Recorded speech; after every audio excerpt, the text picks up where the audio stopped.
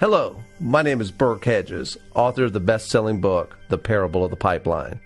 I open my book with a story about Pablo and Bruno, who take two very different paths in their quest for financial independence. What you're about to see is the delightful animated story of their adventure. So, sit back, relax, and enjoy the life-changing lessons in The Parable of the Pipeline.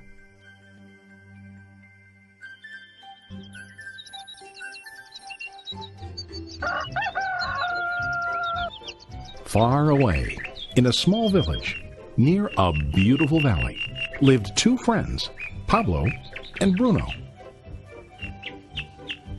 They were both young and dreamed of a better life for themselves. They'd often discuss their dreams about how they would become the most successful men in the village. They weren't afraid of hard work, and they searched for opportunities to help realize their goals and achieve their dreams. One day, an opportunity presented itself.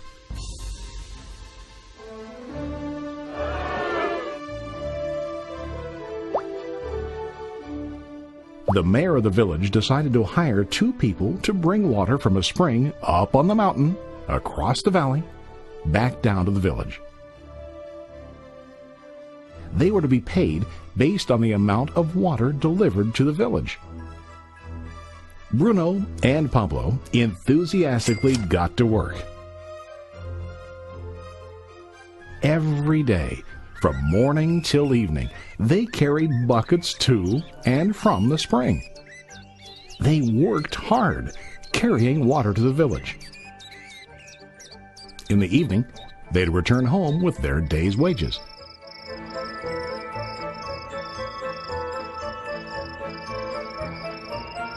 Bruno was satisfied with his work and the money he earned.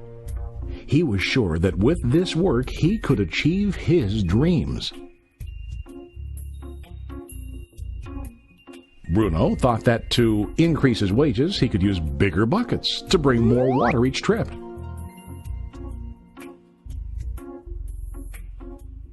He believed with a larger income he would soon be able to buy a cow and the house that he dreamed about.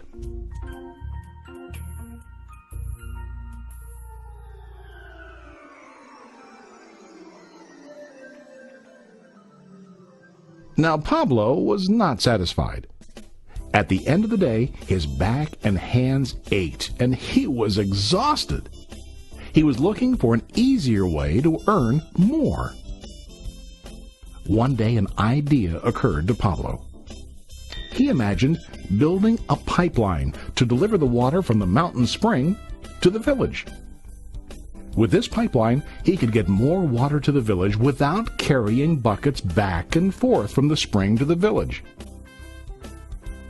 Soon, he got very excited about his idea and began to plan. Pablo, of course, shared his idea with his friend Bruno and asked him to join with him to work on and help build the pipeline.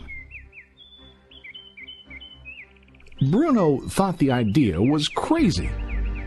All Bruno could think about was what his money could buy today and how to get it quicker. He felt that building a pipeline would slow him down and delay him in achieving his goals. Instead, Bruno got bigger buckets and went more often back and forth fetching water. He was sure that with this method he could make more money.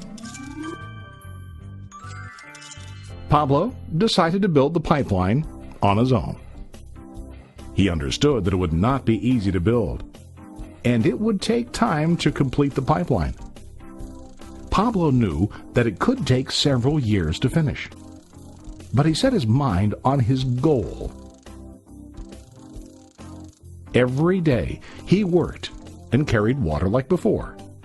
But on weekends and during his spare time, he worked hard to dig in the rocky soil and build his pipeline. In the first month, there was little to show for his work.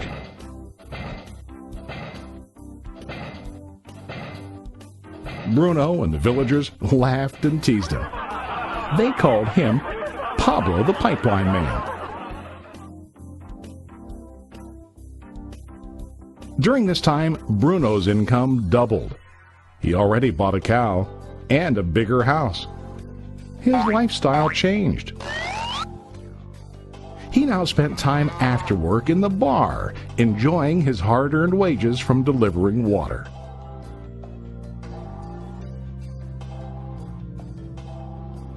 What Bruno didn't realize was that his body was starting to stoop from carrying the heavy buckets every day.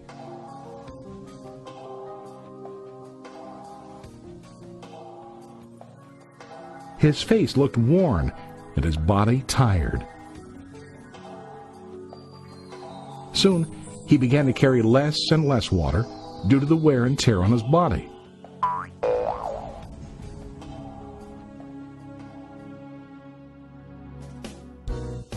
Month after month, Pablo worked. Soon a year passed, and then a second year.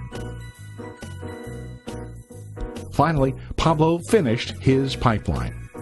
He now used his pipeline to deliver water to the village instead of carrying buckets. Pablo was now earning more money than ever before. The water continued flowing to the village, while Pablo wasn't working. While he slept and ate, the water flowed. Pablo was happy and proud of his insight, persistence, and hard work. Now his income flowed as long as the water flowed through his pipeline.